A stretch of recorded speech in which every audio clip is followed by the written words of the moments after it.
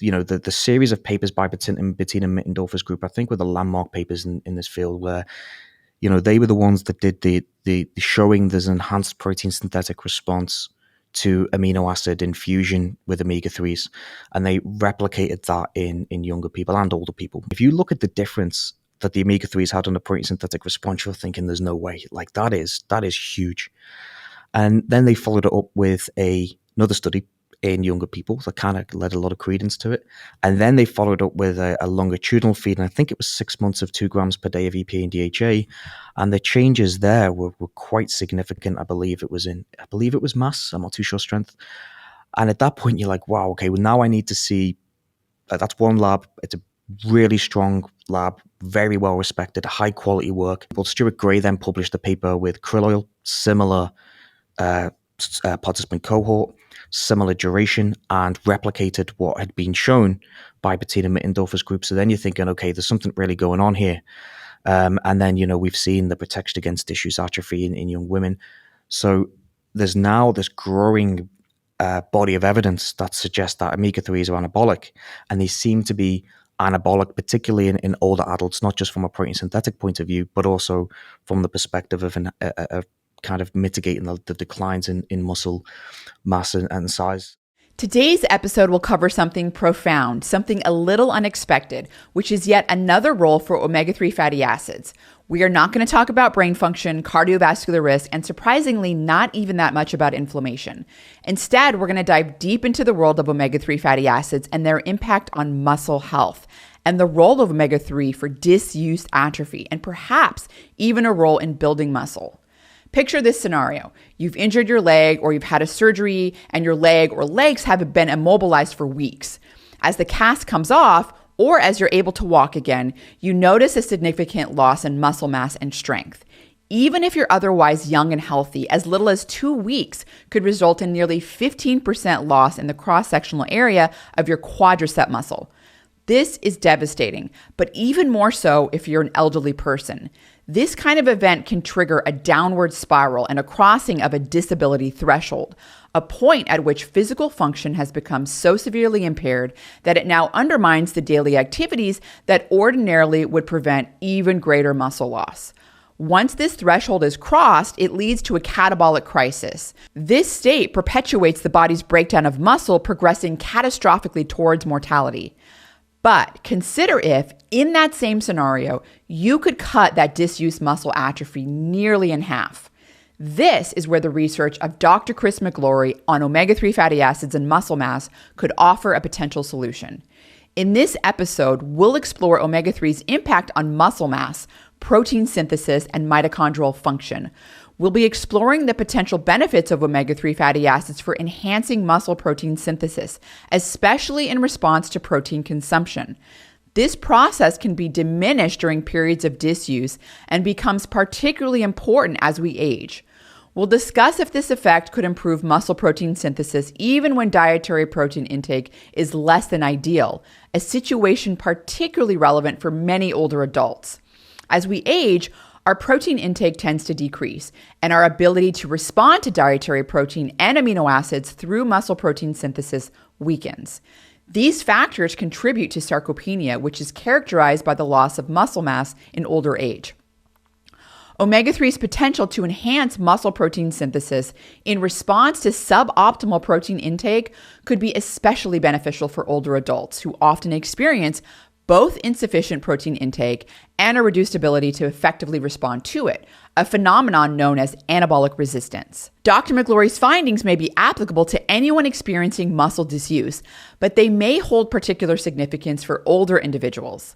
His latest research aims to figure out what the optimal dose and duration of omega-3 supplementation is for muscle health. His new trial will examine muscle protein breakdown and the effects of omega-3s on mitochondria, potentially leading to exciting clinical applications for those experiencing age-related muscle loss or periods of disuse. What is also exciting is the part of this discussion on how omega-3 may improve muscle strength and walking performance in older individuals, especially when combined with resistance training. In other words, it's possible that omega-3, rather than just fighting disuse atrophy, may actually improve our overall muscle protein synthesis response and thereby enhance our muscles' ability to grow. Yet to be determined, this effect could be general or might better apply to specific situations where dietary protein intake is slightly below ideal, even temporarily. If so, omega-3 might not only be anti-catabolic, but potentially actively anabolic in these contexts.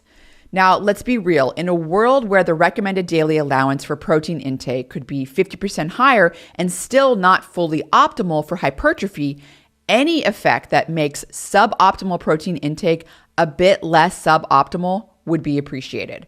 And what about those days when you're swamped or forget to refuel? All of these scenarios, whether ongoing or temporary, might be relevant. While we need more evidence to back this exciting possibility, it opens up an intriguing new area of omega-3 research that Dr. McGlory is exploring. So whether you're an older adult looking to maintain muscle mass, someone recovering from an injury, or anticipating some planned downtime like a surgery, or simply curious about the latest breakthroughs in muscle health, this episode is packed with invaluable insights. Join us as we explore the power of omega-3 fatty acids on a whole new frontier, which is their ability to enhance muscle preservation and recovery. Before we dive into this conversation, one last thing I want to mention is that the doses used to demonstrate the impressive anti-atrophy effects we discussed today were relatively high. As this is an emerging field, the optimal dose is still under investigation. Just to give you a little context, in Dr. McGlory's 2019 study, participants received a total of 5 grams of omega-3 per day. This dosage is approximately 1 gram per day higher than prescription omega-3 used to treat high triglycerides, and roughly 3 grams per day higher than the amount of omega-3 most people in the United States would need on a daily basis to achieve a high omega-3 index, which is around 2 grams per day. It is thought that between 80 and 90% of people, especially in the United States, would benefit from higher omega-3 intake. All right, I'm sure you've had enough preamble, so let's get to this interview with Dr. Chris McGlory. Hi, everyone. I'm sitting here with Dr. Chris McGlory, who is an assistant professor at Queen's University. He researches the influence of omega-3 fatty acids on muscle mass, protein synthesis, and mitochondrial function. Chris, thank you so much for coming on the show. I have really been looking forward to having this conversation with you. What sort of fires me up about the opportunity to chat with you is the fact that your work brings together two fields in a sort of surprising but exciting converging way. So I've had the great privilege of having on the show some great minds in muscle biology and exercise physiology, such as Dr. Brad Schoenfeld, Dr. Stuart Phillips, whom you trained with. I've also talked quite a bit about omega-3 fatty acids on the show, and your work brings together basically these two fields by showing omega-3 fatty acids.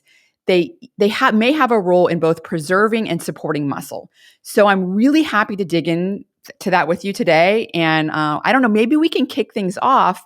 You can kind of talk a little bit about how you ended up here and perhaps some of the work that led up to your current investigation looking at omega-3 and its prevention of disuse atrophy. Yeah, sure. And thanks very much for having me on. I've been pretty excited to talk to you about this. It's an area that's obviously very close to my heart, and I enjoy talking about it. So really, I kind of started off with my research kind of career, so to speak, in Liverpool, John Moores University, where I worked under the supervision of James Morton and Graham Close, where really we looked at kind of applied sports science and looking at nutritional interventions in that context. But my real interest is in muscle protein metabolism. And James was suggesting to me, if you really want to dig into this area, you kind of need to learn how to use stable isotope tracers. And at that time, Kevin Tipton, who many of the listeners may know, who's an expert in protein metabolism, he just got a job in Stirling in Scotland and had a PhD advertised to where he was going to train somebody to use stable isotopes in the context of human skeletal muscle. So I applied, and I was very lucky I got that position to work with Kevin and somebody called Stuart Galloway. And essentially, what I wanted to do was to look at how protein ingestion can affect skeletal muscle, and some of the classic work that Stu had done with Dan Moore, where they looked at dose responses. And I wanted to kind of expand and learn a little bit more about that. But when I got to Sterling, I had a meeting with Kevin and Stuart, and what they said to me was, we've got the Institute of Aquaculture here, and this is kind of like a European center for the analysis of lipids in fish, basically, in aquaculture. And are you interested in looking at how different lipids and omega-3s affect skeletal muscle, and you can use stable isotopes in that context? And I actually thought, I read the proposal that they wrote, and I thought, this is really interesting. It's a new angle and a new way of looking at skeletal muscle, a different nutritional intervention. So with a specific focus on omega-3s. So we did a couple of studies. The first one, was a time course change in muscle lipid profiles, and then a study using traces to measure muscle protein synthesis with omega-3 intake and exercise. And I really enjoyed my time there. We learned a lot. I think we did some good work. But then during the time that I was in Stirling, we collaborated with Stu Phillips to do the isotope analysis on his mass specs, and I came to Canada. And whilst I was here, I was really impressed with the lab and McMaster as a whole. And Dr. Phillips at the time was moving towards a more clinical setting with muscle loss, muscle disuse, and aging. And I thought to myself, I'd be really interested to see how omega-3s, are influencing the response in that clinical setting, not necessarily in just healthy younger people. So I was lucky enough to be afforded the opportunity to be mentored by Stu, and he invited me over and was like, yeah, let's, I'm willing to support you in your omega-3 work, and we can look at some studies and designing some studies with specific focus on, omega-3s and muscle loss. And coincidentally, at the same time, Graham Holloway, who was at Guelph, who's an expert in mitochondrial biology, had done some work in omega-3s as well. And at the time, and this was around 2014, there was a growing literature that mitochondria, which I, at the time, knew not much about at all, was regulating some of the processes in muscles. So I thought, well, why don't we team up with Graham as well? So essentially that kind of led to the study where we did the omega-3 feeding with immobilization in young women, and teamed up with Graham and his student, Paula Mayotta, where they took the mitochondrial angle, and we published those two papers. So that's a very long-winded answer to your short question, but hopefully that gives you some insight into how I ended up here. And then when I finished my postdoc, a job came up at Queen's, and I applied for it and luckily got it. And now we've set up the lab to really take the work forward and to expand on what we've already done with omega-3s and human skeletal muscle. No, that's a really interesting story. And I wonder if you hadn't had that aquaculture sort of that little exposure there where, that was part of the story. Like, would you have come across omega-3? Like, was it even being studied in the literature? I remember way back when it was, maybe I was a postdoc, maybe I was finishing graduate school. I don't remember, but it was a study I'd read, and I think it was like horses in muscle mass or something, an old study. Yeah. Is that ringing a bell? Like, so basically I'm wondering, would you have come across omega-3, like studying omega-3 and its role in muscle? Do you think that's something you would have just come across just by reading, the literature? I may have come across it, but I didn't think it would have piqued my interest like it did, because Kevin and Stuart were Stuart Galloway at the time was at Stirling. They're very passionate about the topic, and it was a natural link with aquaculture. And I think the study, it may not be horses, it may be horses, but the one I can think of is in growing steers, and it was out of Laval, where they fed growing steers the omega-3s, they infused them and shown how it affected whole body protein balance. And that was the first study. And then the second one was by Bettina Mittendorfer's group in humans. And they were the two key studies that were in the proposal that Kevin and Stuart had put together and got funding for with aquaculture. So whether I'd have gone in that direction, I don't think so. I think it's thanks to those guys in Stirling that I really started to jump on this bandwagon and just become fascinated. And I think the other element was when I was training at John Moores and doing sports science, it was hammered home to learn metabolism as an integrated approach, not just, protein by itself or carbohydrate. It's how lipids, carbohydrates, and proteins interact in performance. And against that backdrop, I really was very interested in understanding how lipids, specifically omega-3 fatty acids, interact and alter protein metabolism in human muscle. Well, I'm certainly glad you ended up where you are today. I agree with you 100%. It is extremely fascinating. And as I think we both agree, also quite important for from a public health standpoint. So, leading up to the muscle disuse atrophy, can you talk about what that is? What are some of the mechanisms underlying it? And in what circumstances can it be actually life-threatening? Sure. So I think most people who've had a cast or a brace on their arm, you apply it, and then after 6 weeks you get it cut off, and if you're like me, afterwards you've got a skinny, hairy arm, and you've got quite an obvious loss of muscle there, and also muscle strength.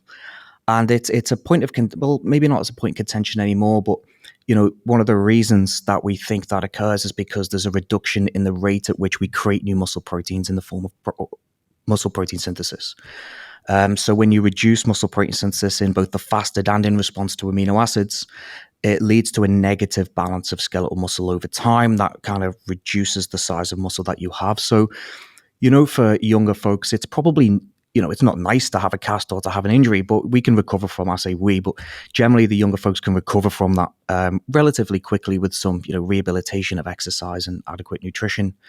I think it becomes a little bit more of a problem as you get older, particularly for older adults, and particularly for older adults who are going into surgery or who've had surgery, because that rapid loss of muscle may not always come back to baseline in the older folks. And I think I've heard this before on one of your podcasts, I believe with Stu, is that when it's called the catabolic crisis model that was coined by the late Doug Padden-Jones and Kirk English. But essentially, the more insults that older people have with those periods of inactivity and immobilization, they lose the muscle.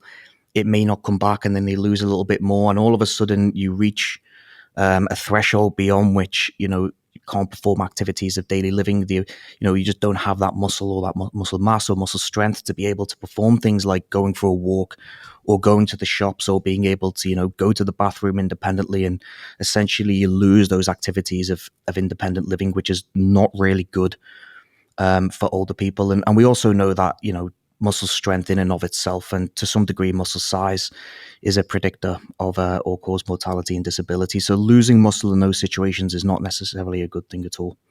So you mentioned something really important, and in the case of for me, it was quite educational, that the loss of muscle protein or the decrease in muscle protein synthesis seems to be the major driver of this muscle disuse atrophy. Yeah. Why is let's say you could take in an optimal amount of essential amino acids that are required to Sure. stimulate muscle protein synthesis. Is that enough to prevent muscle disuse atrophy? And if not, why? No, it's not. I think the main message here is that you really can't out nutrition physical inactivity or mobilization. It can mitigate the decline, so it could take the edge off. So increasing the overall dose and quality of protein nutrition, particularly the essential amino acids, may protect against the declines to some degree, but it's never going to completely, abate the decline. It's only going to be partially protective. And one of those, we still don't really know the reasons as to what we know, that there's a decline in protein synthesis, but we don't know at the molecular level exactly why it is that the body can't mount that adequate protein synthetic response to feeding. And it's also down in the fasted state as well. So simply consuming higher amounts of essential amino acids may be partially protective, and there's particularly leucine and the branch chain amino acid leucine and essentials. It may be partially protective against the declines in muscle mass, but it's not entirely effective, and it certainly isn't entirely effective at protecting against the declines in strength, which is oftentimes what we really care about.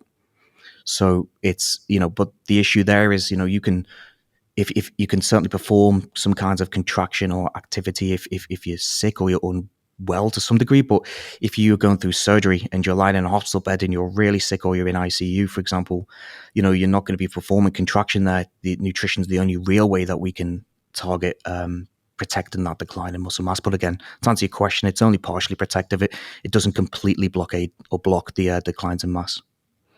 Well, you kind of brought up another interesting point, and that is, so you're talking about this muscle disuse in response to basically maybe a surgery, perhaps illness, bed rest. I mean, this is like a prolonged type of immobilization, right? Yeah. What's the difference with respect to disuse atrophy when you're having a prolonged type of immobilization like you've described? Maybe you have a cast or bed rest or surgery, illness perhaps, but or just like reduced physical activity. I mean, people go through these periods where life, workload, children, like things happen where your exercise routine, your physical activity goes down. And I mean, the pandemic would be obviously the biggest Yeah. example of that. Obviously, we're not in the pandemic anymore, but it's a good, I think, example of reduced physical activity. What's the difference between like the disuse atrophy, how it's affected basically between those types of immobilization periods?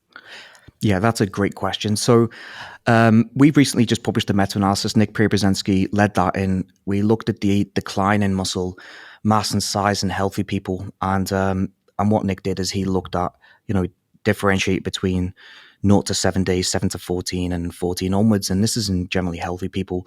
And what we found that there was a rapid decline after 7 days, a greater decline or a further decline from 7 to 14, then it tapered out. Now this is in healthy people. And then in people who are compromised or are actually going through surgery, these declines can even be greater. But what we do know is that the declines with complete inactivity or muscle disuse, they occur very, very rapidly. Within the first 7 days, you can see upwards of sometimes up towards a 7 to maybe even 10% loss in size and mass. But something that is not as often studied is, like you just said, those periods of inactivity in which you're not completely immobile, but you are reducing your, say, daily step count. And as you said, the pandemic is a great example of that. And we've done a couple of studies. I did the study as a postdoc with Tanner Stokes when we were in Stu Phillips's lab, where we subjected older people to reduced daily step count. I believe it was below 1,000 steps per day. And that kind of mimicked what people would experience during, say, the pandemic, when they were being quarantined for 2 weeks, or, influenza, or the step count typically experienced in hospital. And what we found was that there was a downregulation of protein synthesis, and this was in older pre-diabetic populations, and it wasn't fully recovered after 2 weeks to return to activity. So, we had a baseline period for around 5 days, and then it was a 2-week reduction to below 1,000 steps per day, and then back to normal recovery levels of step count, and the protein synthetic response hadn't managed to recover to its baseline. And we also noticed that indices of insulin sensitivity and insulin resistance had been compromised and weren't coming back. And this paper was published in 2017, so it was kind of prescient that we then have, the pandemic come in which, rightly so, is, we're being told you've got to quarantine for 2 weeks to mitigate the spread. But I think one thing that's being missed there is that there may well have been some negative effects that they might not be as great in magnitude as bed rest or complete immobilization, but they're certainly pernicious in nature in that they are imposing a negative, certainly metabolic effect and a downregulation of protein synthesis. Now, certainly they would recover if you extend the measurement out to 6 weeks, but if you go back to what I said at the start about that catabolic crisis model, maybe the decline in it is not as great, but it's still another insult. It's still another contribution to that kind of downward staircase pattern. And then if you think, I moved to Canada 9 years ago, and the winters here are certainly not as warm, not as mild as they are at home. And, when you're in minus 20 and older people are a little bit scared to go outside, they don't go walking outside like they normally do. They stay inside in their home. So, their step count is reduced then. So anyway, to cut a kind of long story short, there is they're negative. They're not as bad necessarily as complete disuse, but they may actually occur with more frequency than complete immobilization, which I think is an important point as well. Yeah, and you brought up a really good point there with the seasonal effect, because I think it's probably people are probably at least experiencing some to some degree of this disuse atrophy without even really realizing it, because Yeah.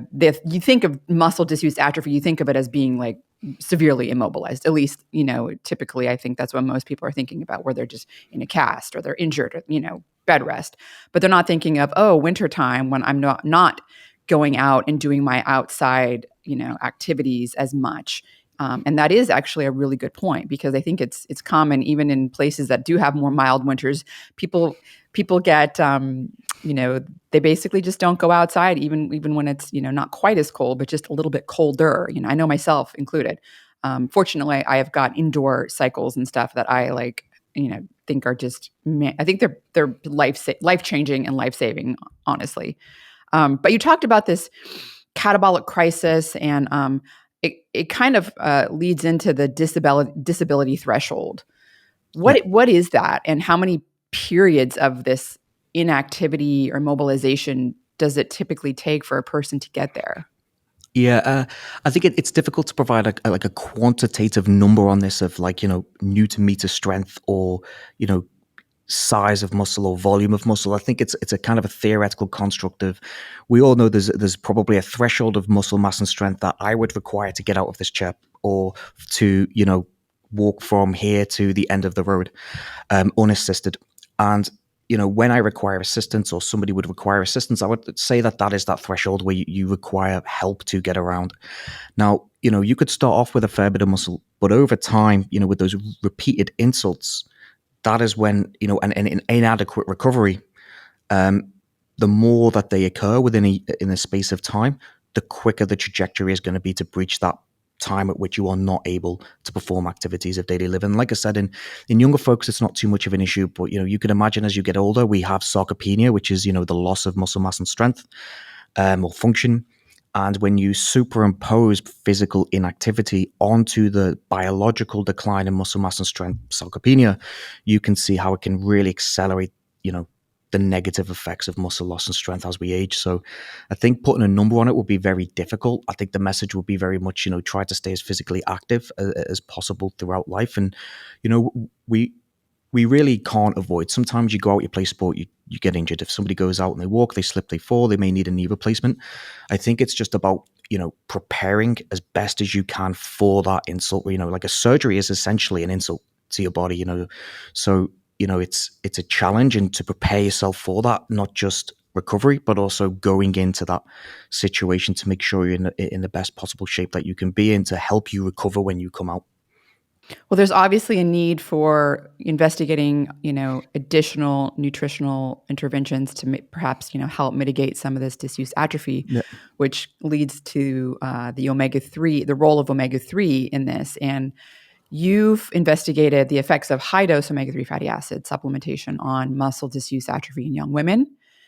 This is this study was extremely interesting to me, but I'd love if you could share a little bit about the study that you did, maybe the protocol used, and describe some of the key findings of that study. Sure, yeah. So it kind of maybe just a little bit of brief background is, we knew at the time that, the decline in muscle mass with inactivity was due to the desensitization of muscle to the provision of amino acids, so that, the normal protein synthetic responses declined, and therefore leading to a loss of muscle mass. A paper being published by Bettina Mittendorfer's group showing that if you feed omega-3 fatty acids to older people and then infuse amino acids, it can enhance the sensitivity of muscle tissue to the provision of those amino acids. So somehow, omega-3s were being incorporated into muscle and rendering muscle more anabolically sensitive to the provision of amino acids. So we thought, well, you know what, if that's what's happening in that situation, maybe in a period of disuse in which there's desensitization of the muscle, we could restore that, feed a normal protein diet, and see if we can mitigate the decline. So using a protocol that we'd worked on in Scotland, where we knew it took around 4 weeks of high dose omega-3s to see a substantial increase in the omega-3 profile of the muscle. We loaded young women up in either a control or the omega-3s for 4 weeks. And then we subjected them to a single leg immobilization. So basically one leg was put in a brace. And then after 2 weeks, we allowed them just to, go and recover, do what they normally did. So it was no active rehabilitation. It was just passive recovery. And throughout the protocol, we took measurements of muscle size by MRI, before, after immobilization, and then 2 weeks after recovery. We took biopsies to measure changes in protein synthesis, the expression of genes, and also some of that muscle went to Graham Holloway's lab with Paula, where they did some mitochondrial analysis to see whether there's any kind of link. And what we really found was very surprising to us. It seemed that the omega-3s were completely protective, at least from a mass point of view, and they took the edge off the decline in muscle size as measured by MRI. So those omega-3s are being incorporated into the muscle of the participants. There was no change in the omega-3 content in the control group, as you would expect, because there was no real omega-3 fatty acids in that supplement. And, there was that protection. And then the important thing, I think, when we look at it, is that actually it helped the people in the omega-3 group recover their muscle earlier than the people in the control group. So if you kind of think about that catabolic crisis model where we've got that decline and then failed recovery, and this is in older people, maybe we could actually increase that trajectory back to recovery. And this is kind of where I think the omega-3s may be very important. And from a mechanistic point of view, we use deuterium to assess rates of muscle protein synthesis, and consistent with the previous work by Bettina Mittendorfer's group and Gordon Smith, we found that in the omega-3 group, there was higher rates of protein synthesis in it, which would kind of, again, corroborate the mechanisms of action of omega-3s, which is to enhance the protein synthetic response to daily protein feeding. This is like such important research, in my opinion. I think so. I have multiple questions, but one is, if omega-3 is sort of lessening the decrease in muscle protein synthesis during disuse, in other words, like you said, I guess sensitizing in a way the muscle tissue to the amino acids for muscle protein synthesis. Yep. Do you think that could be extended to conditions perhaps that are not just, full out immobilization, but just where people are taking in, lower amounts of protein? So do you think that perhaps you could get more bang for your buck with your protein intake by potentially also taking in higher dose omega-3 fatty acids? Yeah, and again, that's a great point. It's something that I think me and you've talked about this, off air, is that we did a paper in younger people in Scotland where we had fed them with omega-3 fatty acids and then gave them a dose of protein. And we didn't really see too much of effect. There was a bit of a trend, but it was statistically non-significant. It was a proof of concept study more than anything else, so we may have been underpowered with the design. But looking back, we actually gave the participants a saturating dose of protein. We gave them 30 grams of protein, which we know maximally saturates the response. And something we thought about was, maybe if we'd given less protein and given, and allowed or provided an opportunity, or we didn't hit the ceiling with the protein synthetic response to protein ingestion. We dropped it down and gave an opportunity for the omega-3 fatty acids to work. Maybe we would have seen an effect. Now, the question then becomes, so why don't you just take protein? Which is a legitimate and good question. We don't need to take omega-3s. But if you are somebody who's elderly and you don't want to consume, or you can't consume large amounts of protein, or if in fact you're in hospital, and we know in hospital they are typically protein malnourished. It's not, you don't go to hospital for a dinner, do you? It's a place where the quality of the food is not necessarily as good as it could be. Maybe in that particular situation is where we could see the effectiveness of the omega-3s is just to potentiate the normal response to low dose protein intake. But to my knowledge, there's no studies that have actually addressed that particular question. I mean, hopefully, that'll change in the future. Like if you were to give the essential amino acids or protein, in the form of protein, with the omega-3s, would there be even a more robust effect, perhaps at a, not the saturating effect, like the 30 grams, but maybe, Yep. 20 or 15 grams? It'd be interesting to see how the muscle protein synthesis response in skeletal muscle is affected by that. So you also mentioned that your study examined, the expression of genes associated with the skeletal muscle protein turnover, in amino acid transport. I think it's a very interesting area. When we dive into mechanism, I'd love to dive a little bit further. But what were your observations in that study?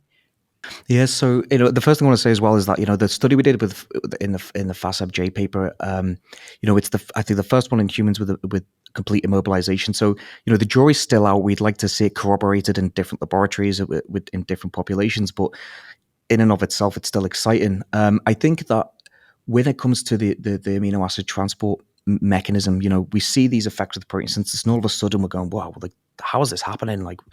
What's going on? And I did notice a paper in actual pigs where they'd seen omega-3 fatty acids had altered the gene expression of an amino acid transporter called LAT1.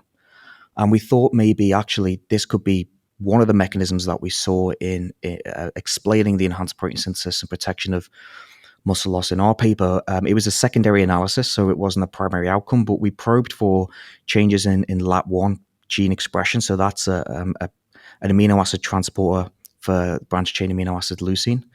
And we found a trend for a treatment effect, which essentially was that there was a trend for an increase in the omega-3. But again, there's some caveats there. One, we're underpowered. Secondly, it's the gene, not the protein.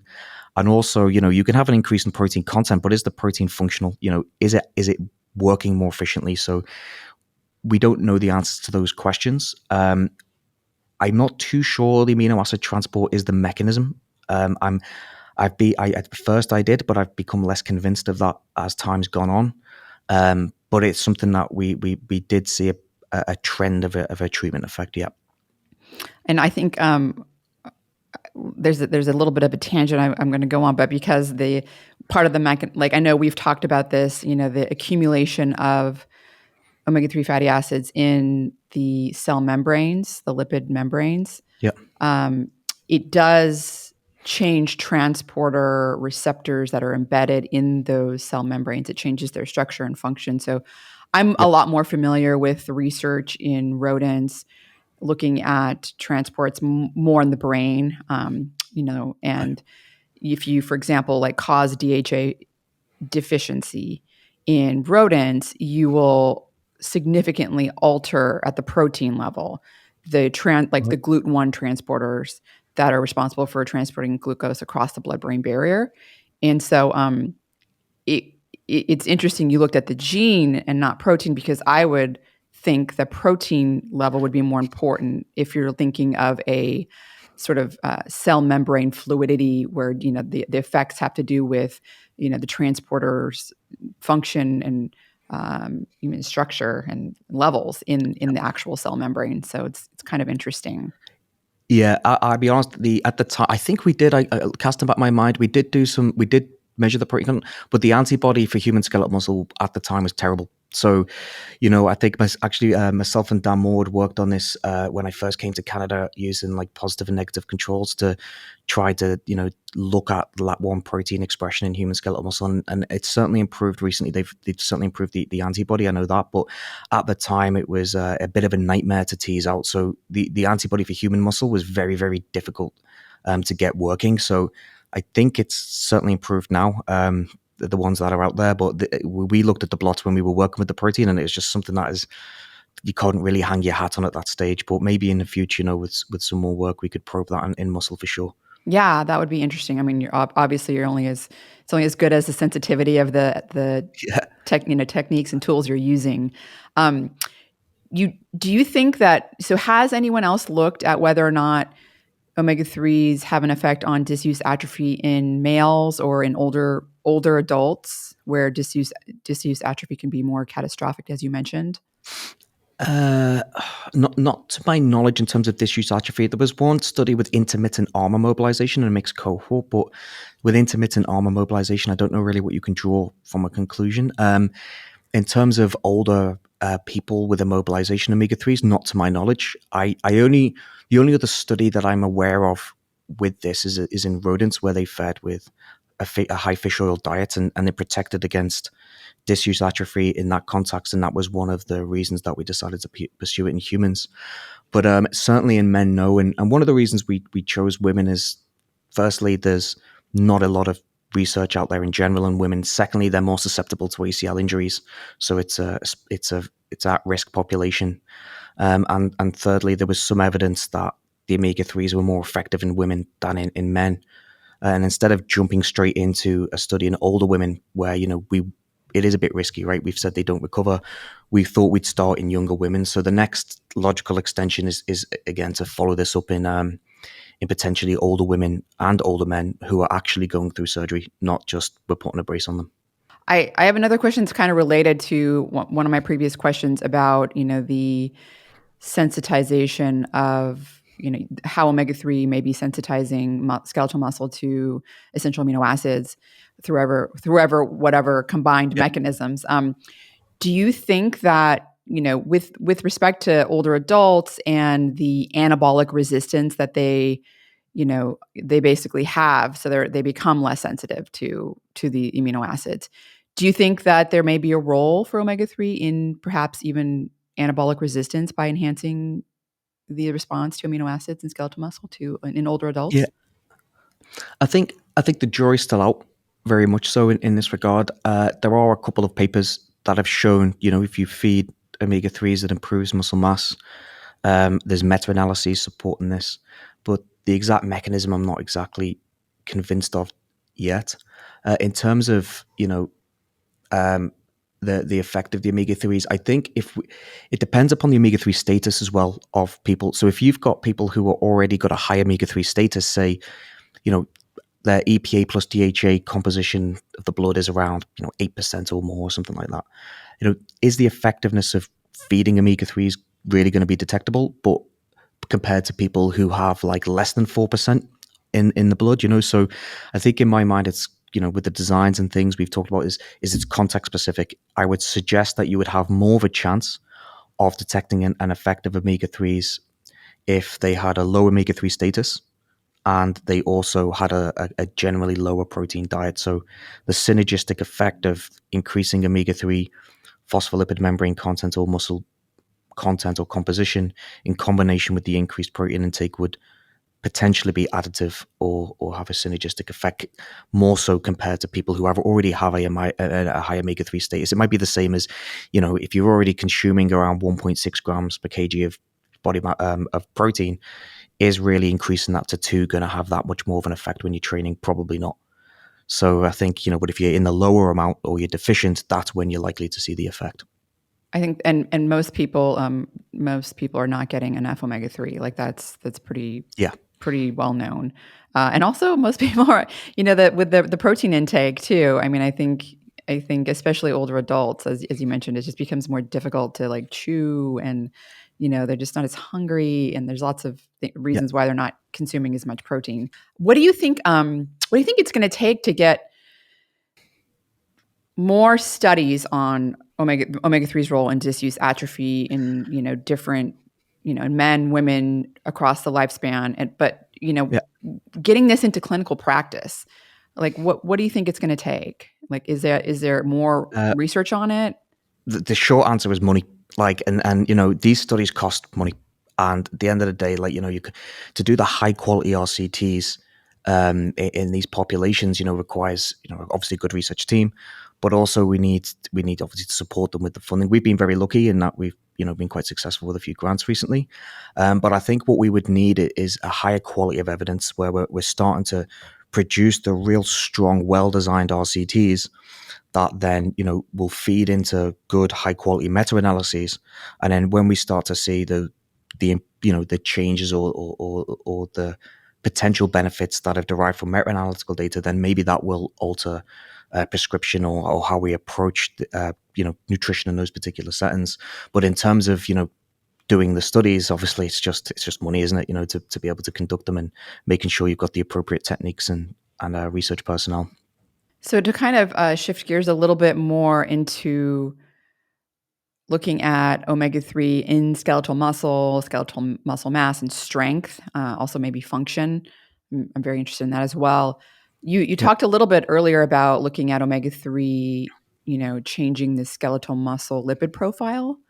How long does it take for those changes to occur? And do you think that's important for designing a protocol, for example, like if it's taking a certain amount of time and you're looking for an effect, that you need to at least, you want the skeletal muscle lipid profile to change before looking at the effect?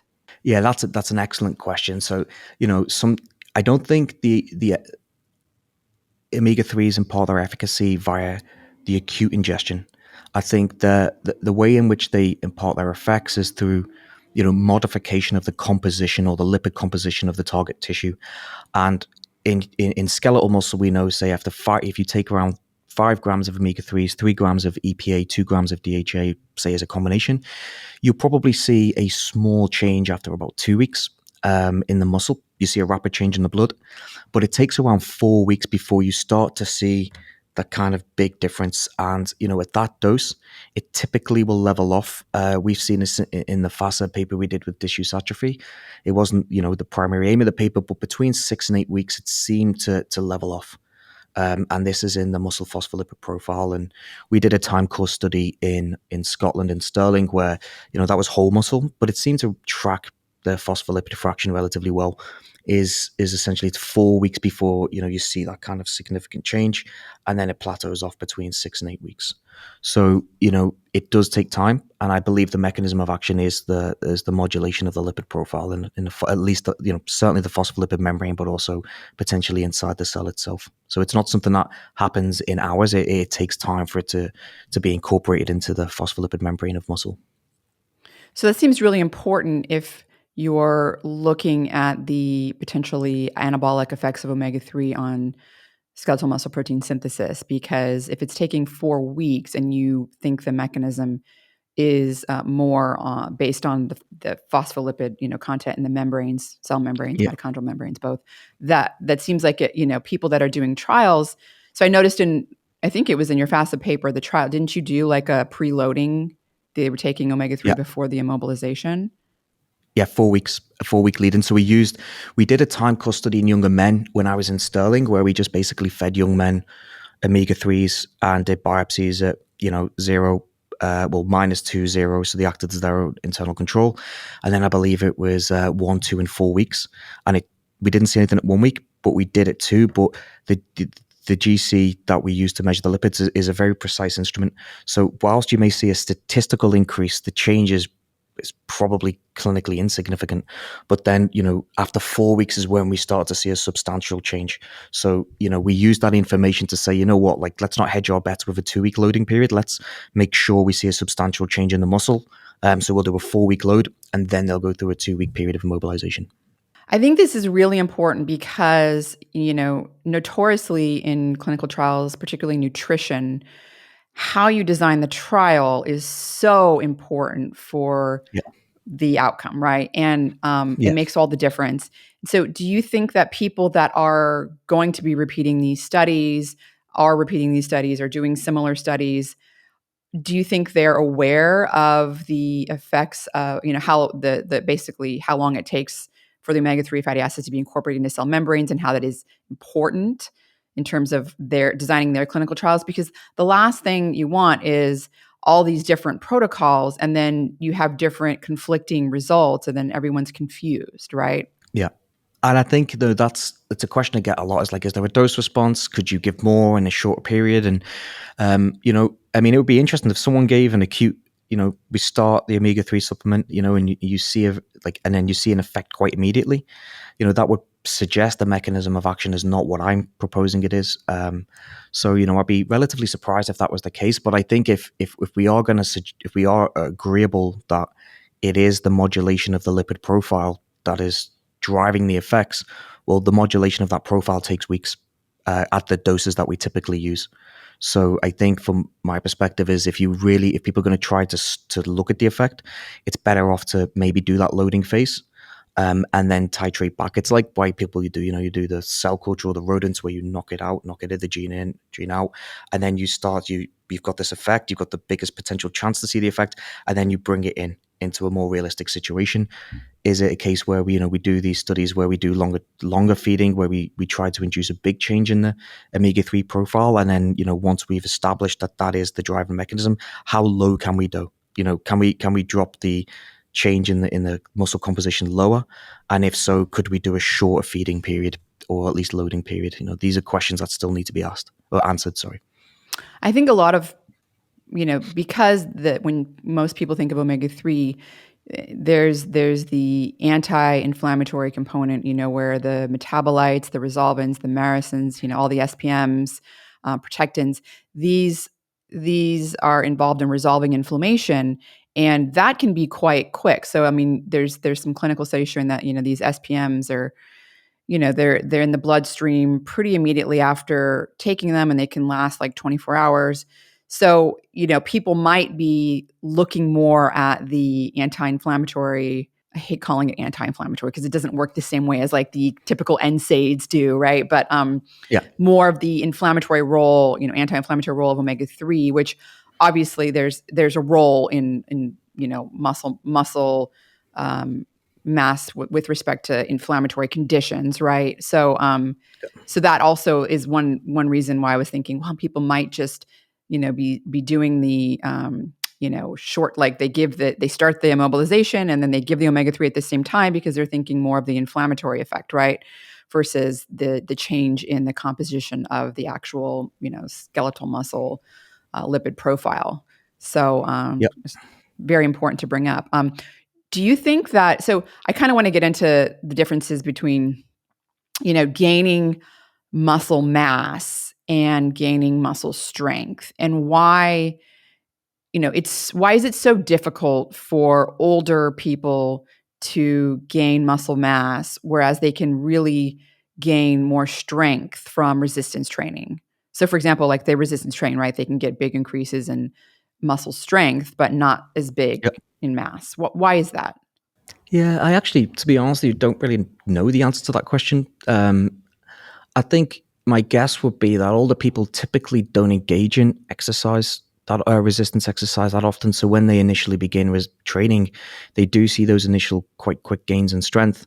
But what we do know is that older folks tend to be not just resistant to the anabolic influence of protein or amino acid ingestion or essential amino acid ingestion, they seem to be anabolically resistant to resistance exercise or an acute bout of resistance exercise across a wide range of loading spectrums. So there is one paper out there that has looked at the protein synthetic response across that and older people and seen it somewhat diminished.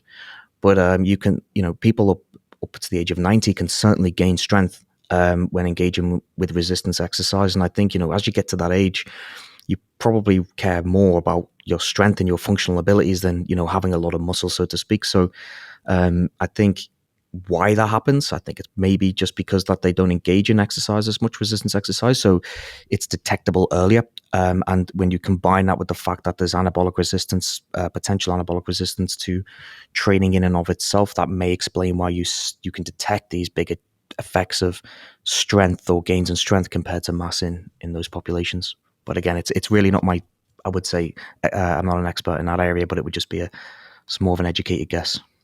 Is there any role for nutrition in gains in strength, like amino acids? That's an interesting question. Yeah, so I think from an amino acid perspective, I'd say the gains in strength that would be afforded through amino acid ingestion may well be just fed through increases in muscle mass or the small increases in muscle mass that occur. And I know that there's like a little bit of a disconnect between changes in mass and strength per se, but the gains in strength in that capacity, in that role, may be because of the change in mass. But I think if you think about omega-3s, there's been a couple of papers out there where Stuart Gray's paper that comes to mind from Glasgow, where they fed omega-3s to older people during resistance training and found only in women that it enhanced the strength response to a period of resistance training in women, and that was omega-3s. There's been other papers as well, one from a group in Brazil, again looking at the effect of omega-3s with resistance training in older women, showing that it potentiated the strength gains. Exactly how that works or how that happens, we're not too sure. I think it may be related to incorporation of DHA into the myelin sheath or into the neural networks that can enhance that strength adaptation. But I think that's one of the exciting things about omega-3s is that we see this phenotype change, but when you look under the hood, we don't really know what's going on. So I think from an omega-3 perspective, that is something that I think is a very interesting. Were these studies mostly in older women? Yep, Okay. older men and women from yeah, so both were in older people. And there wasn't, the strength wasn't, you didn't see the strength increases in men, older men? Not in the, well, once there was a study in Brazil that was believed by Radaki and colleagues, and that was in AJCN, and that was a female-only cohort. So there's no real sex differences there. But the study by, I think it was Du Bois, and Stuart Gray was the senior author, and Stuart's done some excellent work in this area. He's in Glasgow. They found that the effect was more pronounced in women compared to men. But after talking to Stuart, it's a case of is it a real effect? Is it because the women may not have been they may have been less trained in the male cohort, so that when they engaged, there was a bigger response. If that was the case, then you'd expect it in both the control and the omega-3, so you wouldn't see an effect of omega-3. So it would suggest that the omega-3s are having an effect there. And I know Stuart has followed a little bit of that work up with krill oil. So it's not just like, omega-3s per se, or fish oils. Stuart's done some work, Stuart Gray, with krill oil that has replicated some findings from Bettina Mittendorfer's group with increases in strength with omega-3 supplementation or size. Sorry. So I think there's some exciting work there, and it does seem to be that at least the omega-3s themselves may be affording or conferring some strength benefits, whether it's alone in the absence of resistance training or with resistance training, particularly in women. Are there, so the sex differences with respect to gaining muscle mass and gaining muscle strength, just generally speaking, are like, what are the sex differences? What in general or with the In general, and then the next question is about omega-3 and like, I mean, I know there is a sex difference with respect to converting the plant omega-3, the plant what you get from plants, yeah ALA into EPA and DHA. So estrogen really plays a big role in increasing the conversion of ALA into EPA and DHA.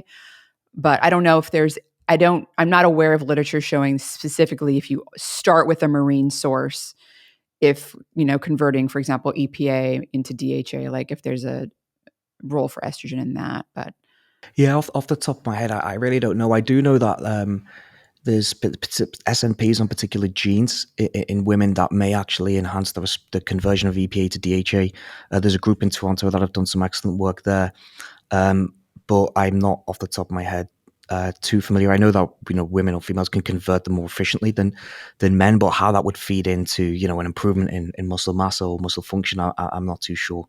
And in terms of the general training adaptations between all younger, there's no difference really, from my knowledge, in terms of younger men and younger women with the gains. Despite some dogma out there, is that the gains are pretty much quite similar. When it comes to older folks, I think that to me it doesn't seem like there is either in that particular. And again, I'm not a particular expert in that. I don't believe there's too much of a difference between women and men. I think a lot of it may well be driven by who typically trains or who typically is engaging in those types of exercises versus who is not. So if you get somebody who's never really engaged in resistance exercise and then starts in that regimen, they may gain a little bit more than people who don't. And I think that may explain some of the sex differences if they do exist in older folks, but I think the differences are very minimal generally. what about muscle performance? So, does omega-3, or do you know if omega-3 plays a role in like performance? Maybe Off older adults. Yeah, I think one of the issues with those types of measurements is that with the SPPB is they're generally secondary outcomes, and then the reliability of them is you typically need a number of people to detect an effect. But there was a meta-analysis recently published suggesting that I think it was either gait speed or walking speed was improved in older people with omega-3 supplementation, suggesting that there may be an enhanced effect in terms of function. It's a great question because sitting on a dynamometer or a leg press and improving your strength, that may be great, but is it going to help improve those activities of daily living? And I think that's the key question for older people. And the meta-analysis that I think you shared with me and we've talked about before, it does seem to suggest that omega-3s in that population could enhance either gait speed or walking performance. And I think that's kind of important for that population. Yeah, so I think we're in agreement that we just, we really need, larger, well-designed trials and studies to repeat and confirm what has been shown in a variety of, other smaller studies. Although there are some meta-analyses out there. Again, it's like you said, well, the quality of data, I mean, there's always a need for Yeah, more, especially if you want to get this into clinical practice. absolutely. I'll share an anecdote with you. So a couple days ago, I was in an elevator in a doctor's office, and a guy came in the elevator. His wife pushed him in a wheelchair, and he had just had surgery. He just had a knee replacement. And Yep. I said, oh, well, you should go home and make sure you have some omega-3 fatty acids in form of like fish oil, because there's some evidence it may play a role in helping you maintain muscle mass. It's called disuse atrophy. And the older gentleman said, those don't do anything. And I said, well, I'm a PhD scientist, and I'm actually, been reading some literature and going to talk to an expert. And he goes, well, I'm an MD. I'm a rheumatologist, and I'm going to tell you, we could have a conversation about it. And so, I think the take home for me was, how do we get this into clinical practice? Like it seems like, I guess there are smaller studies that we're talking about here. And so more work needs to be done. But I truly believe that omega-3s are playing a role in, especially in the disuse atrophy, and as we're going to talk about in a minute, sarcopenia. And it's a shame that it's going to take such a long time to get that into the clinical practice, Yeah, and I think the jury still, to some degree, is very much out. We need more work and to really to study how it may be working, and also in the larger populations whether it's working. But I think the first thing is do no harm, and if in my understanding, as long as the supplements are good quality supplements, or especially if you get it from food sources, oily fish, and there's good quality proteins in there. If you're going to increase your omega-3 content of your diet, I don't really see too much harm in if you're using a quality supplement, or you're taking it particularly from a food first approach with oily fish. I think that would be a good idea all around, especially if you're coming or you're recovering from surgery. So sarcopenia. As we age, we lose muscle mass, we lose strength. This is called sarcopenia. And there's all sorts of problems. It's associated with a 2 to 3-fold increased risk of falls, frailty, disability. I mean, on and on, as you mentioned, mortality. Yeah. Obviously, protein intake, resistance training, most important here, as you've already mentioned. But there seems to be emerging evidence that omega-3 fatty acids, again, EPA and DHA being the major players here, are playing an important role. So in the context of sarcopenia, there's a disequilibrium. It's my understanding there's a disequilibrium between muscle catabolism and muscle anabolism. So is there evidence that it can shift it towards anabolism in the context of sarcopenia? Yeah, so there's certainly evidence. It's definitely by no means a shut case. So essentially, the reality is that the older folks, as we age, there is that anabolic resistance to protein ingestion that will contribute towards the negative protein balance that may lead to that decline. That's independent from physical inactivity, which would accelerate that natural biological decline. So the first thing is, I would always say that exercise, particularly resistance exercise, like I said at the very start, you can't out nutrition physical inactivity. You've really got to make sure that you're performing exercise and sticking to the guidelines, and especially resistance exercises, as we know, are very potent means to enhance or maintain skeletal muscle mass and strength. But in terms of omega-3s, to supplement that approach, I think there is emerging evidence, and I think the series of papers by Bettina and Mittendorfer's group, I think, were the landmark papers in this field, where they were the ones that did the showing there's an enhanced protein synthetic response to amino acid infusion with omega-3s, and they replicated that in younger people and older people, and that's like the landmark study that really got me interested when I was in Scotland and studying this. And that was published in AJCN with Gordon Smith as the lead author. And then, you're looking at those data, and if you look at the difference that the omega-3s had on the protein synthetic response, you're thinking there's no way. Like, that is huge. And then they followed it up with another study in younger people that kind of led a lot of credence to it. And then they followed up with a longitudinal feed, and I think it was 6 months of 2 grams per day of EPA and DHA. And the changes there were quite significant. I believe it was mass. I'm not too sure strength. And at that point, you're like, wow, okay, well, now I need to see. That's one lab. It's a really strong lab, very well respected, high quality work. But, just to, confirm, you'd like to see other people doing the group. Well, Stuart Gray then published a paper with krill oil, similar participant cohort, similar duration, and replicated what had been shown by Bettina Mittendorfer's group. So then you're thinking, okay, there's something really going on here. And then, we've seen the protection against disuse atrophy in young women. So there's now this growing body of evidence that suggests that omega-3s are anabolic, and they seem to be anabolic, particularly in older adults, not just from a protein synthetic point of view, but also from the perspective of a kind of mitigating the declines in muscle mass and size. And I would encourage anyone really interested in the sarcopenia element of this is to look up Gordon Smith's paper in AJCN, and also Stuart Gray's work with krill oil, because the results are from 2 independent labs across the Atlantic, different supplements, but still delivering EPA and DHA, and the results are very, very interesting and quite encouraging. Do you think that because sarcopenia also has more of an inflammatory component to it? At least my understanding is there's a little more of an inflammatory component to sarcopenia, perhaps also because inflammation goes up as you age and people have more inflammation. Do you think there's like a sort of dual role, like in addition to this anabolic effect you've been talking about with sensitizing skeletal muscle to amino acids, perhaps an anti-inflammatory role as well? Yeah, and that is a great question and an important talking point in the field as well, because the studies that I just talked about from Bettina Mittendorfer's group with Gordon Smith as the lead author, they saw these changes in the absence of any real change in circulating inflammatory markers. So, people were thinking, well, actually, this is and normally when you think of omega-3 fatty acids, you think of heart health and then anti-inflammatory effects. So that's a natural mechanism, and especially because low-grade inflammation or is it inflammaging or something that is the concept in older people is there's a bit of a difference between what's circulating in the blood and what's going on inside the muscle. And kind of low-grade inflammation can actually impinge on proteins that regulate protein synthesis.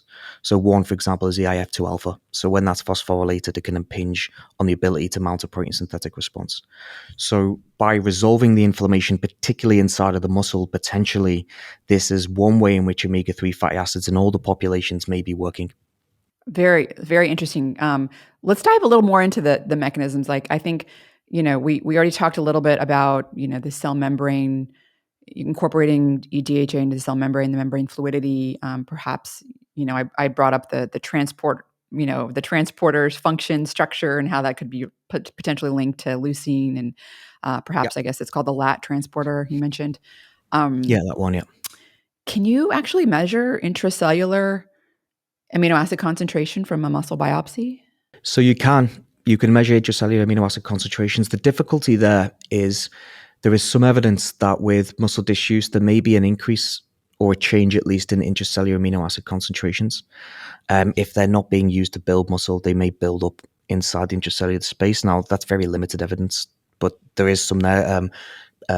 Elisa Glover, when she was working with Dr. Phillips, they published the paper. I think it's in JPhys, and if you look at the branch chain concentrations in the intracellular space in one of the tables there, it would suggest there may be an increase. So I think in the context of amino acid transporter, one of the reasons I kind of changed my mind a little bit on whether omega-3s were working via a transporter mechanism is because Luc Van Loon's group with Ben Wall as the lead author did a paper where they labeled with stable isotope, they labeled the drink that people were consuming before and after immobilization. And what they found was that the enrichment, which is basically the ratio of the tracer compared to the tracee, so it's a carbon tracer, which is labeled, the ratio actually wasn't altered too much. In fact, it was higher on the after immobilization in the intracellular space, which would suggest that there's actually not an impairment in transport across the membrane, and that the impairment in protein synthesis with disuse is actually intracellular. So that doesn't mean that omega-3s may work by improving transport across and potentially enhancing the protein synthetic response. But to me, it would suggest that the mechanisms that are resulting in a decline in protein synthesis with disuse are intracellular, not a lack of or an impingement on transport across the membrane. So I mentioned a little bit about the GLUT1 transporters at the brain. Do you know Yep. anything about whether or not omega-3 has any sort of acute or long-term effects of exercise on glucose transport into muscle? And is glucose Yeah. transport into muscle also anabolic? Is that, I don't know. Uh, no, not to my Okay. knowledge. I don't think it is. I think, I mean, above basal levels of insulin concentration, it's pretty much it's permissive for protein synthesis. But in terms of the literature is really mixed. So if you look at the rodent literature, it seems to have quite a positive effect on insulin sensitivity and glucose regulation. The work in humans is not as convincing. So that's where like I said, the lack of high quality RCTs in the field of the omega-3s with the primary outcome of glucose to some, but the literature is very mixed. And I also sometimes think, would it work in people who were compromised with a low omega-3 status versus people who were already healthy? I don't know how effective it would be in those particular contexts. If you've already got a relatively high omega-3 content in the membrane, is giving more going to be efficacious in the respective transport for glucose across the membrane? I'm not too sure, but my understanding is that the literature in humans is very mixed when it comes to the management of, say, type 2 diabetes or glucose handling with omega-3s in those populations. I see. Again, then it also comes down to, was there preloading? Did they, was it 4 weeks? Did they have 4 weeks of omega-3 before studying anything, if these effects are, being regulated at least through the changes in the cell membrane fluidity, then you would assume that you'd have to at least have 4 weeks of omega-3 loading in there, right? Down to Yeah. protocol yet again. But cells are not the only structure that have membranes, phospholipid membranes. So mitochondrial membranes, both EPA and Yeah. DHA accumulate in mitochondrial membranes. You alluded to mitochondria earlier. Is there a possibility that omega-3 modulates mitochondria in human skeletal muscle? Yeah, there is, and the mitochondria is something that I've just started to really get into in terms of in my lab and setup. I learned some of the techniques from Graham Holloway when I was at Guelph as a postdoc, and that's like an arm that I'm trying to develop in my lab now to address some of these questions. And I do think that's probably the most exciting area for me right now with omega-3s and how it links to the regulation of protein synthesis. So, for example, Graham had shown a number of years ago that feeding omega-3s in younger people can affect ADP sensitivity or ADP stimulated respiration in the mitochondria in human skeletal muscle. And then in our disuse atrophy study, again, it seemed to affect ADP respiration. But then, that's nice in terms of a concept. But so what? How does that then feed into skeletal muscle? Well, there's now emerging into protein synthesis. Now, there is emerging evidence that there seems to be some kind of mitochondrial systolic crosstalk whereby, if you think about the mitochondria, that's the primary site of, where we produce energy, and muscle protein synthesis is a very energetically expensive process. So if the mitochondria are not working properly, then there may not be the energy to, mount a protein synthetic response, and, vice versa. Another caveat with the mitochondrial analyses is it depends over time, what substrate you're using to stimulate respiration. If you're using a carbohydrate or a fat-based substrate, but nevertheless, is what we're trying to investigate now is whether there is this crosstalk between the translation or the initiation and translation factors that regulate protein synthesis and mitochondrial protein synthesis and mitochondrial respiration. And there's been some papers in worms and in preclinical models showing that mitochondrial translation or the translation of mitochondrial proteins in and of itself will feed in as a signal to whether to the systolic factors that regulate protein synthesis in an ATF4 dependent fashion. So again, this is preclinical; it's very early, but what we're studying here is whether that occurs in humans. We've got studies and surgery in the hospital going on now with omega-3s, and we're doing the biopsies, and we've got the respiration measures, and we're going to try and tease that out. So I do think the mitochondria are a very, very interesting area of research when it comes to omega-3s and protein turnover, and it's something that we're really looking to explore a little bit more. But exactly what that link is, I'm not too sure at this stage. Well, that's very exciting. I think I would be interested also just seeing what, not necessarily in skeletal muscle, but like looking at the broader scientific literature, like what's known about how omega-3, DHA, EPA affect the mitochondrial function, mitochondria structure, their dynamics. All those things would be, obviously interesting to kind of be able to see, well, if that's going on in other tissues, perhaps something similar also in skeletal muscle. And so that's all, that's really exciting. There's a few studies, like limited evidence showing that DHA and EPA can increase the metabolic rate of both resting and during exercise in older women. Yeah. And these effects were even more profound in like fat oxidation. So it was like a 19% increase in resting metabolic rate and 27% increase in during exercise for fat oxidation. Do you think this could be attributed to a mitochondrial related mechanism? Yeah, potentially incorporation into the inner and outer chondral, membranes of the mitochondria could potentially alter, ADP handling and oxygen utilization. And again, this is not exactly my particular area of expertise, but I've seen some work of from Australia where they've shown feeding omega-3s can, I think it was particularly DHA, can reduce the oxygen cost of exercise and reduce heart rate.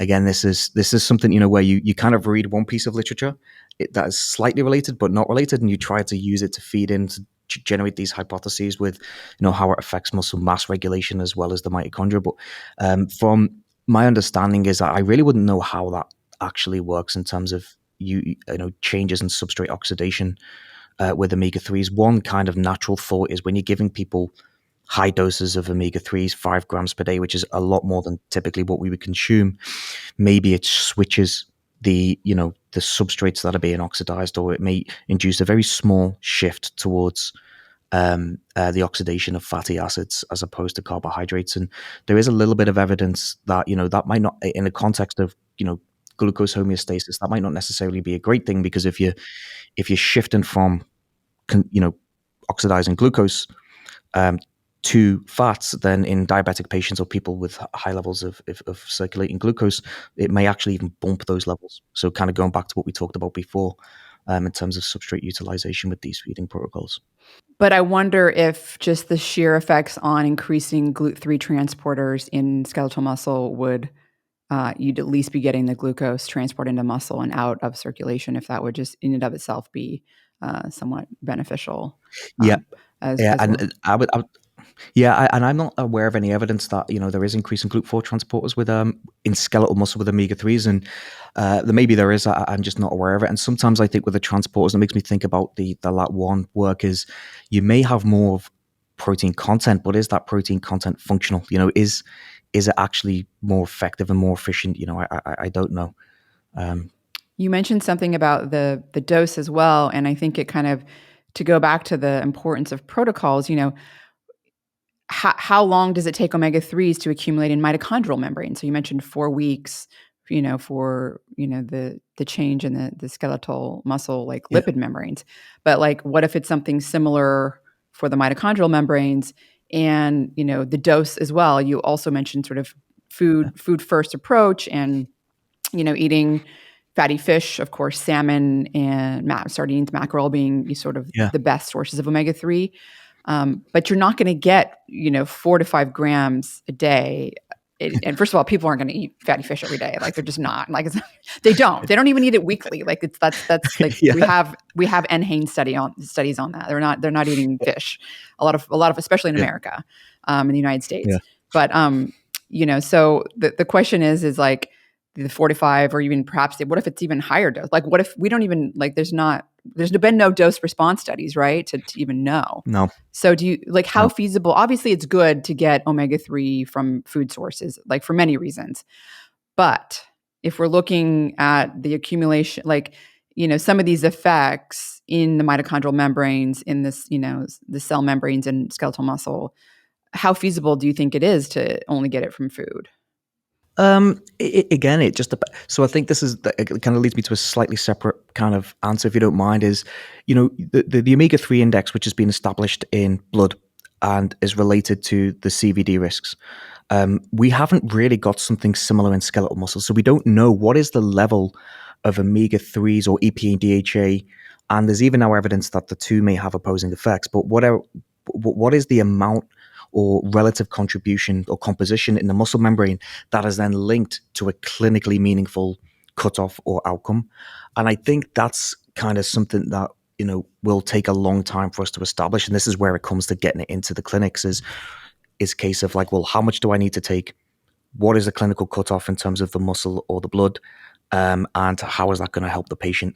And I think thinking back of, well, the answer is it would depend upon what is the level in the muscle that we need to get to see these effects. So then we can work back through a dose response. So you might be able to take a large amount in a 5-day period and then just top it off with like 1 gram a day. So do you take 5 grams a day and then just top it off with 1 gram a day and it stays in that range? I know Stuart Galloway is looking at some work like that at the moment. Or is it a case of you just take 1 a day or 2 a day and you just do that all year round, and then you're going to see a level of change in the muscle phospholipid membrane?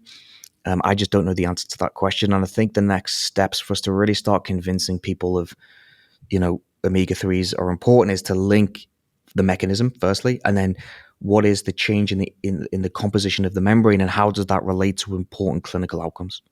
Right.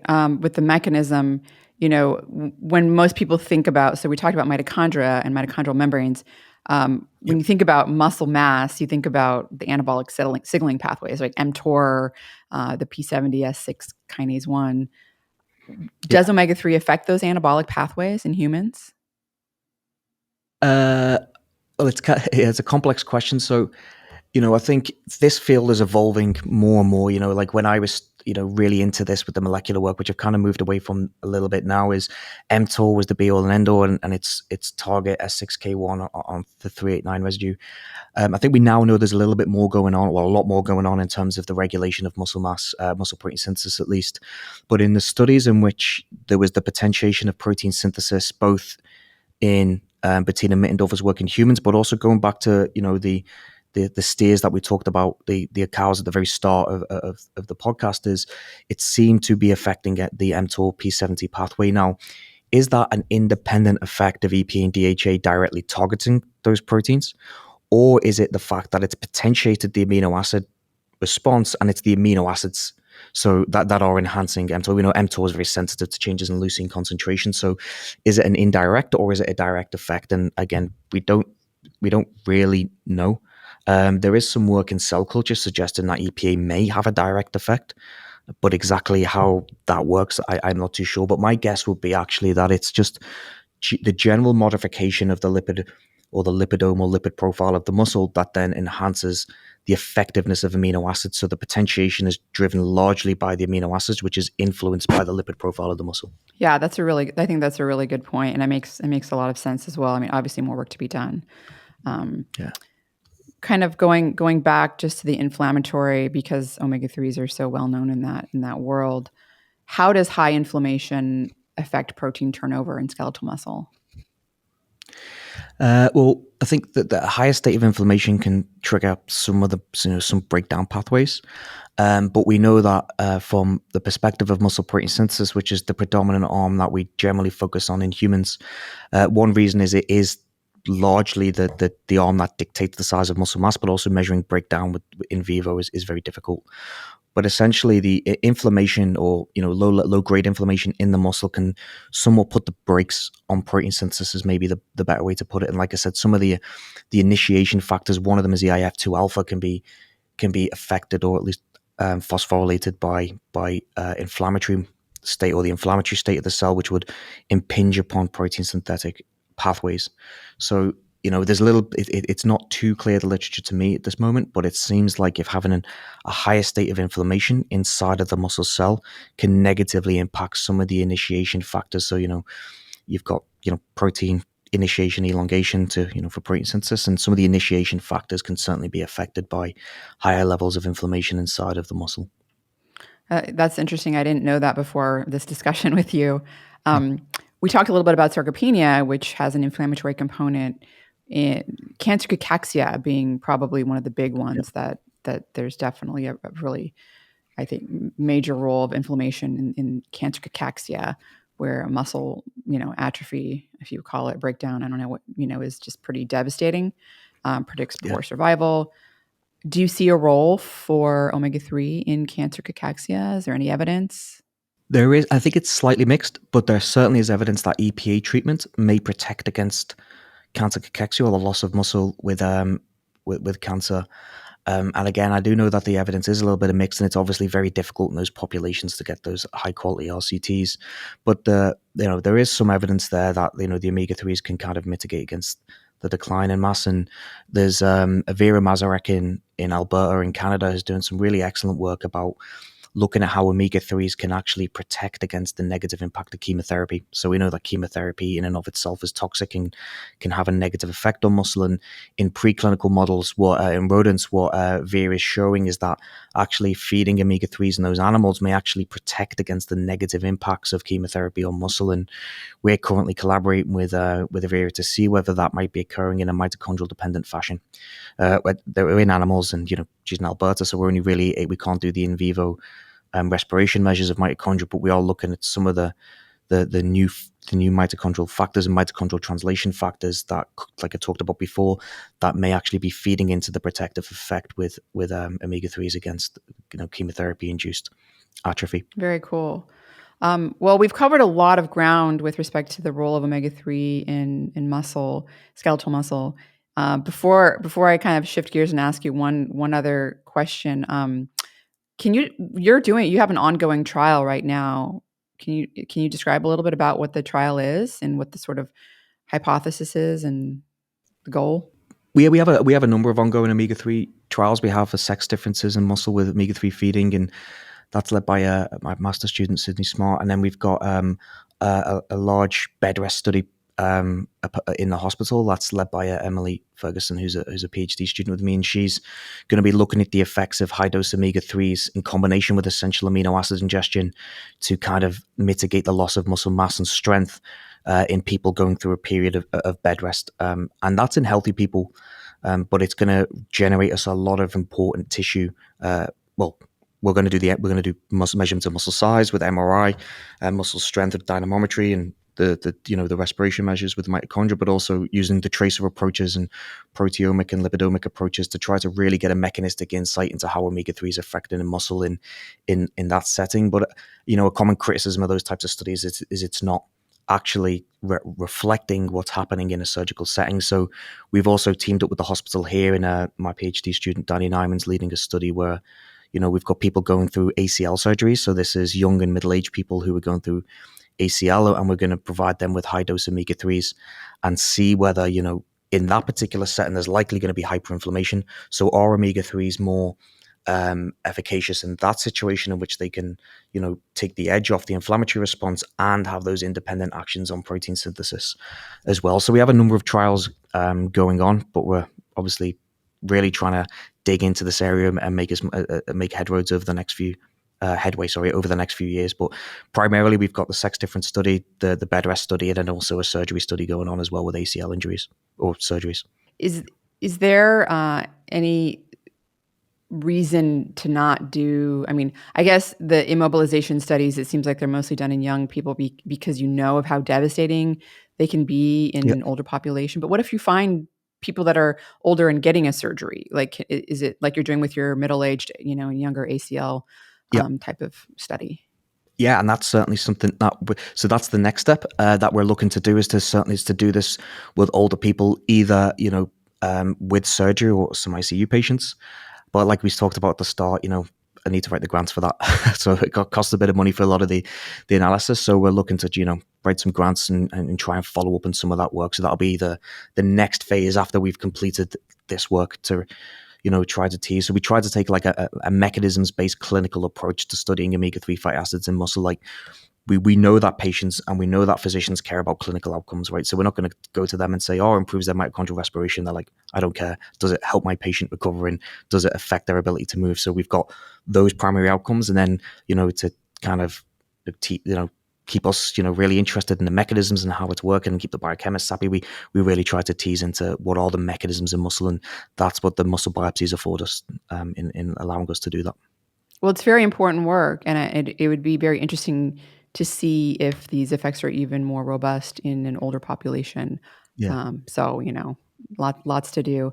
I did want to kind of just shift gears, and I had one sort of area of interest that sort of has been on my radar recently, and it's this idea, because I've always been sort of more of an endurance, training kind of person. I'm certainly not an athlete, but I've always, been a runner, and I like to do more endurance training types of activities. Although since last summer, when I started to really get into the muscle biology and had, Stu on and Brad Schoenfeld, yourself, I'm a lot. I see how important resistance training is, and I've really tried hard to incorporate a lot more of that into my routine.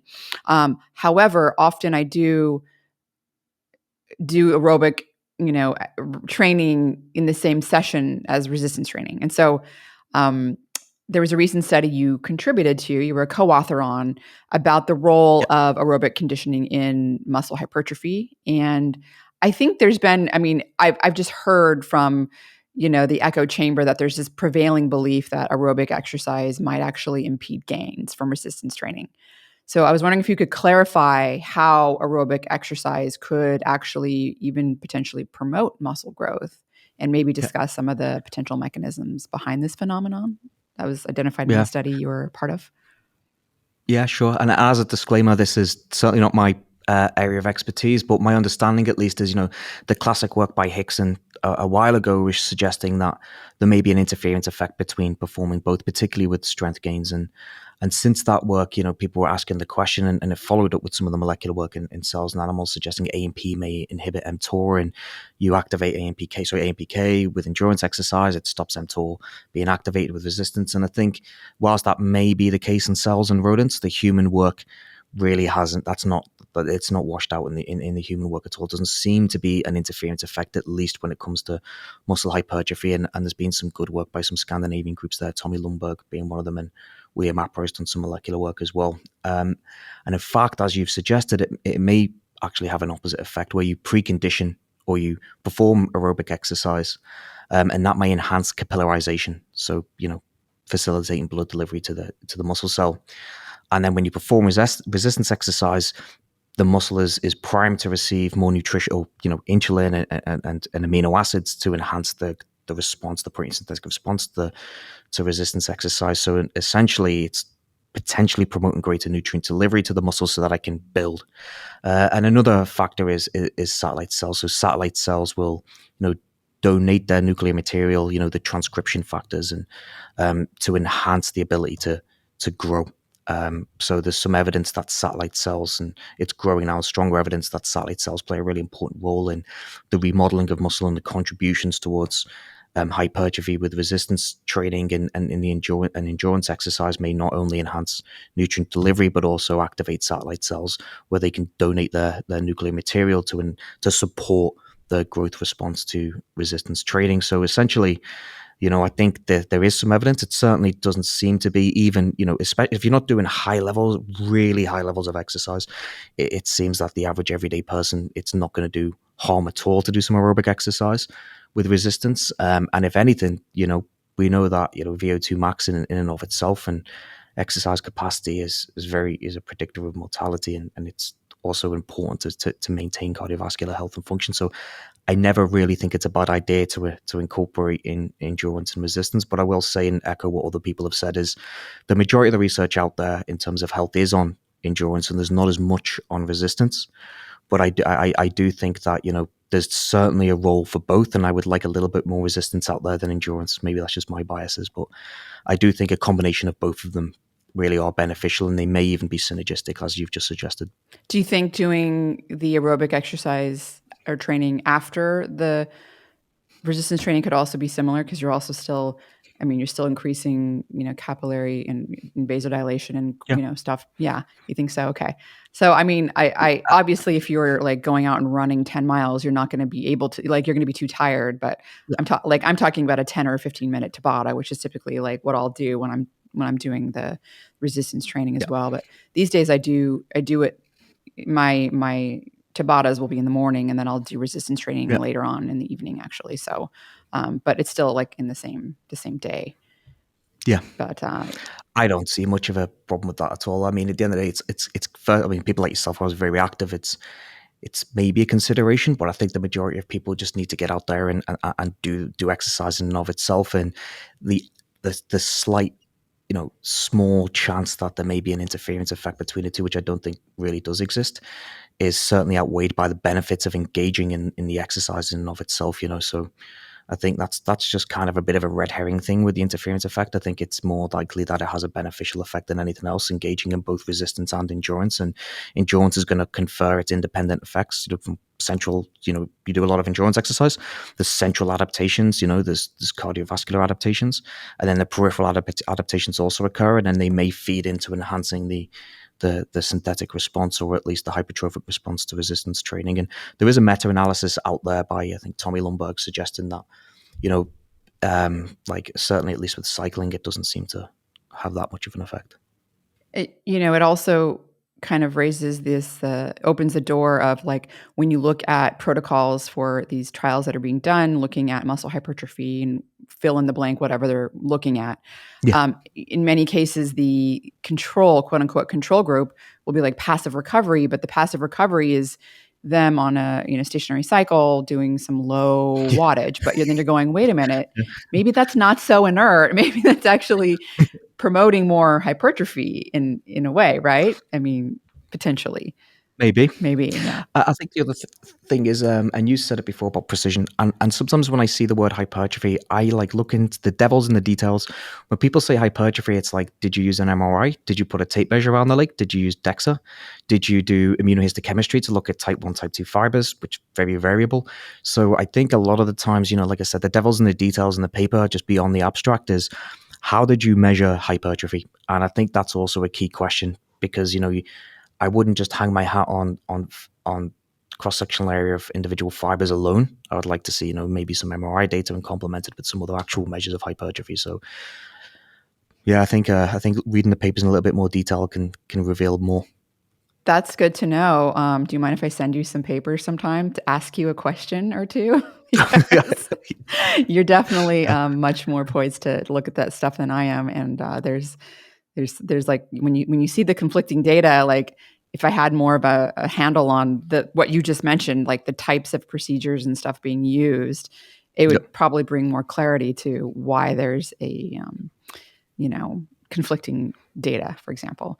But really amazing work that you're doing, Chris, with respect to the omega-3 and its role in potentially being anabolic, as you said, and how this may be, very relevant, obviously, for muscle disuse atrophy and perhaps sarcopenia, but maybe just in general, like low amino acid intake or optimizing, sensitizing us to our amino acids. So all of it, very exciting, much more work to be done. Very thankful that you're out there doing it, and hopefully others are as well, and more studies to come, high quality studies. If people want to learn more about your research, if they want to read more or ask you questions, where can they find you? Well, we've got a lab website just in the building right now, but I think the best way is ResearchGate, where I put all the papers. And I'm not on Twitter. I've done my best to stay off Twitter for as long as I can, but people can email me at chris.mcglory @queensu.ca. So it's not queens.ca, it's queensu.ca. So I am happy to answer emails and engage with people if they've got any questions. And I'd just like to thank you for the opportunity to talk all things omega-3. I think, but very rarely I get to talk for an hour and a half about omega-3s to anyone. I put a glass eye to sleep with this sometimes. So it's good to chat and to engage. Well, thank you so much, Chris. I look forward to your ongoing trials and keeping up with the research that you're doing. I hope you enjoyed this episode with Dr. Chris McGlory. If you're looking to quickly learn more or dive deeper into the science on omega-3, you will probably enjoy my premium members podcast, The Aliquot, and my monthly Q&A sessions where you get to ask me anything, and I spend an hour and a half answering all of your questions the first Saturday of every month. You can attend live for the virtual Q&A or listen to it later.